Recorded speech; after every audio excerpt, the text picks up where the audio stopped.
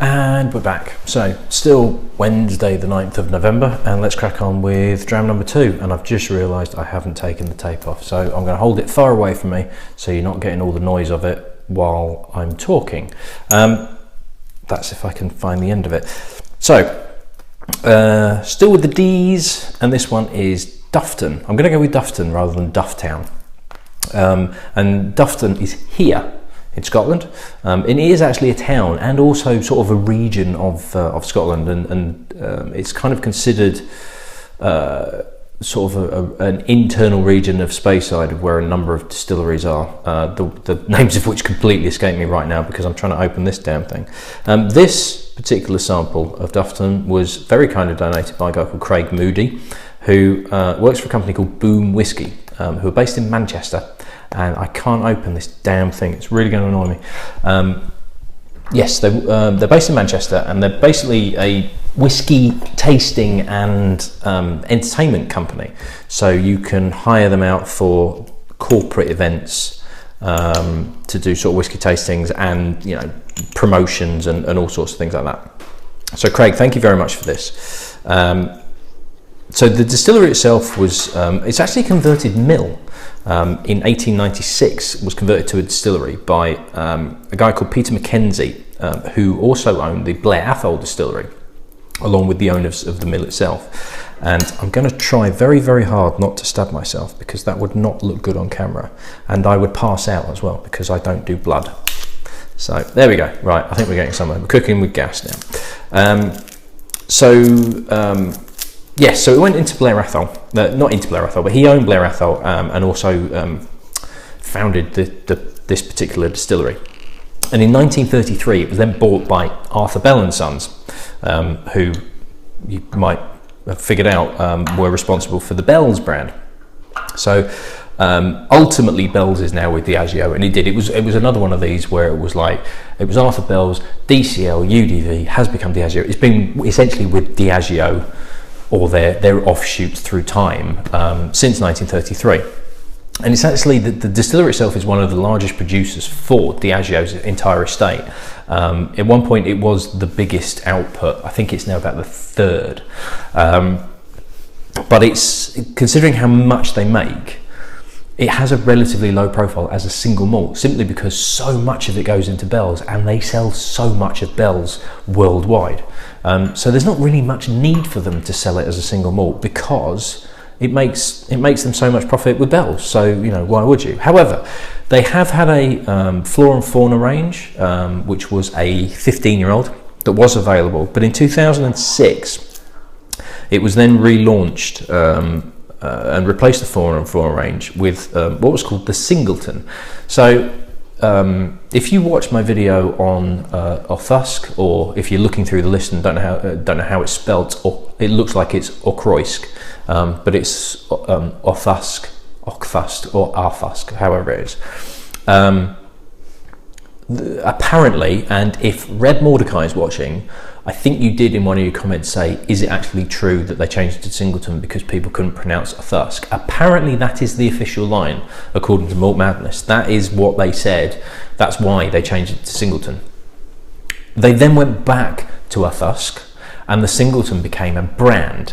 Now, there are various versions of Singleton. So it used to be Auchroisk, then Singleton, then Auchroisk, but it was Singleton of Auchroisk, as well as Singleton of Dufftown, Singleton of Glendullan, Singleton of Glen Ord, and Singleton of A and other.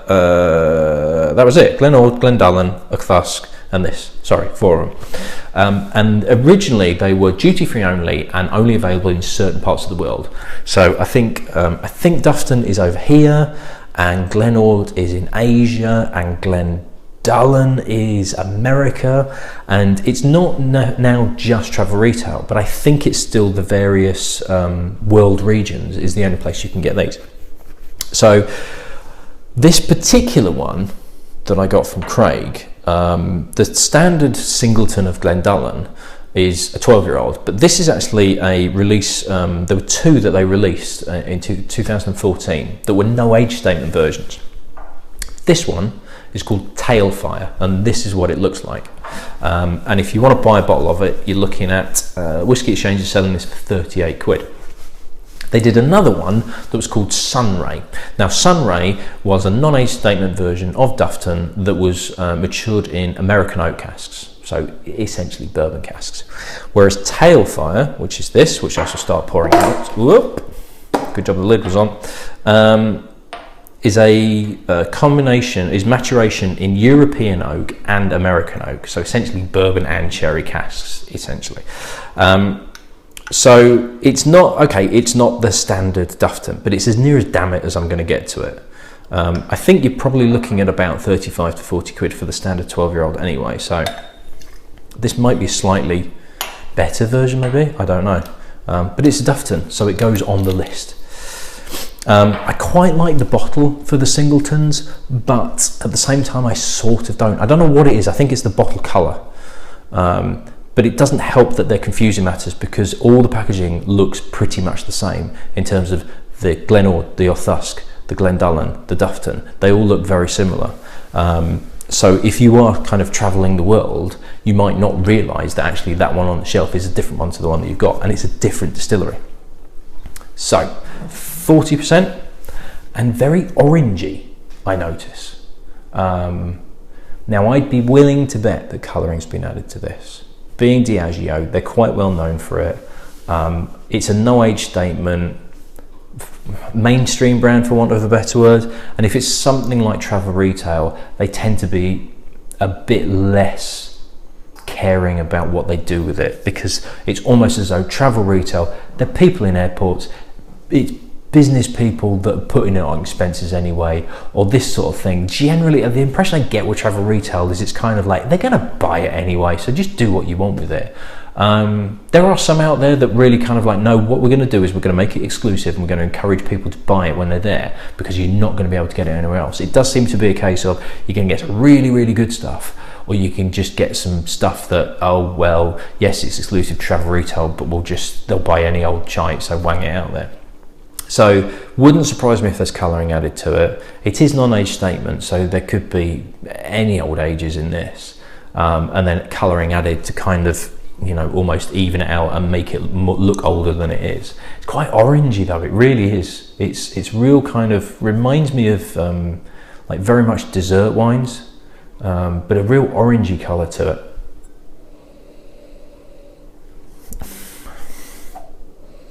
I was not expecting that at all. What a weird nose.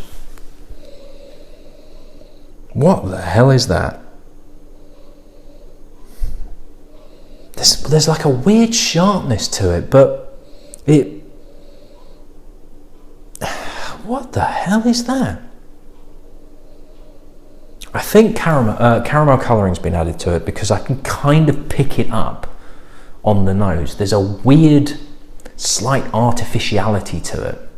It's not as obvious as like some blended whiskies where they've had a lot of colouring added and it's very plasticky. This isn't quite that bad, but there is something slightly off about this nose. There's something slightly sharp, but also slightly foisty. It's a weird nose. It's not quite kind of like bathroom cleaners and toilet cleaners, but it's sort of getting that way. And it's not quite sweets, like kid sweets, you know, really, really sweet, chewy sweets, like a pick and mix. Actually, that's what it reminds me of. It reminds me of being stood. If you go to the cinema and you've got your kids pick and mix section where it's like a bank of buckets with all these sweets in, and you stand in there and you take a breath and you get this waft of, it's like sweets but loads of sweets all melded together. So it's not cloyingly sweet because you've got sours and chocolate and foam bananas and shrimps and this and that and the other, as well as jellies and all this lot. So it's a really odd combination of sweet and sour and odd stuff, but because it's in a cinema, they've cleaned the place, so there's a slight tang of like cleaning agent as well, because somebody's mopped the floor half an hour ago, if you were lucky. So it's this kind of weird cinema foyer, maybe not the there's not quite the richness of popcorn, although maybe. But yeah, this smells like a cinema foyer with a kids pick and mix and a popcorn stand that's quite a way off, but you get a little bit of a waft of it. But somebody has actually sort of mopped the floors recently, so there's a little bit of that in the air. What a weird nose. I don't know if I like it. I sort of do, and because I've got this cinema foyer feel in my head now, I'm kind of liking it a bit more. But that first initial breath in really was like, oh, well, where did this come from? It's weird. I don't know if I like this or not. Let's try trying it first, shall we?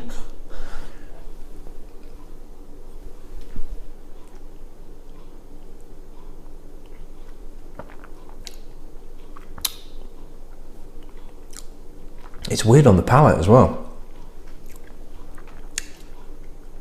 It's really quite dry. There's a little bit of spice to it, but it's quite oaky.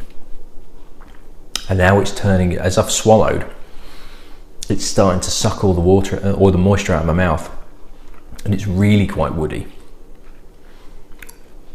It's just about holding it. If it goes any drier, it's going to be unpleasant, but I think it's just about holding it. But there is a weird, that cloying sweetness is sort of there. It's not as, it's not, we're not in a cinema foyer anymore. It's not that sweet. But there's an odd spiciness to it, but it's like a chili powder spice that doesn't quite work with the sweetness and maltiness that's there.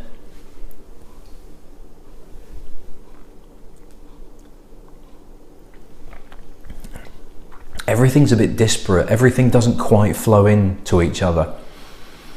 There is some sweetness. There is a maltiness to it that's quite pleasant, but it jumps to a dryness, and everything kind of jumps to the next. It doesn't flow. It doesn't travel around your mouth and you know, dance with you. It's just kind of like, I'm here. I've got that. And I've got that, and it's a bit like lurching from one to the other, and it's not a particularly smooth ride, it has to be said. It feels like there's something in there. It feels like there is a good whiskey somewhere in there. It just hasn't quite found its mark. Whether it's that there's too much youthful whiskey in it, that's just too tight and not opened up. That's the impression I get, is that it's a non-age statement, so they're going to be younger than 12-year-old, obviously. You know, maybe even as low as 5, something like that. And it really does just feel like they've over-egged the pudding on the young whiskies, and it's not that it's fiery or harsh. It just feels like it needs some more time to just mellow out a bit and chill and start kind of relaxing and traveling from each flavour profile that's there, rather than going, have this, have that, now have this, now have that.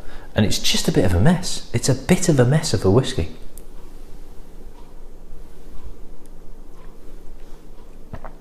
Now, this might not be a great representation of Dufftown. In fact, I don't think it is a great representation of Dufftown. If Dufftown is like that, if the standard 12-year-old is like that, I wouldn't be that bothered about seeking it out. But there is enough in there that it makes me hope that the 12-year-old that has just some more aging to it, just some more time, maybe not pissing about with casks as that has, might be a much, much better whiskey, and might actually be very, very pleasant and malty and soft, because that is the underlying theme that's there, is that there is a lovely, sweet, rich, malty toffiness to it. And if that's what the 12-year-old's like, then that'll be an absolute cracker.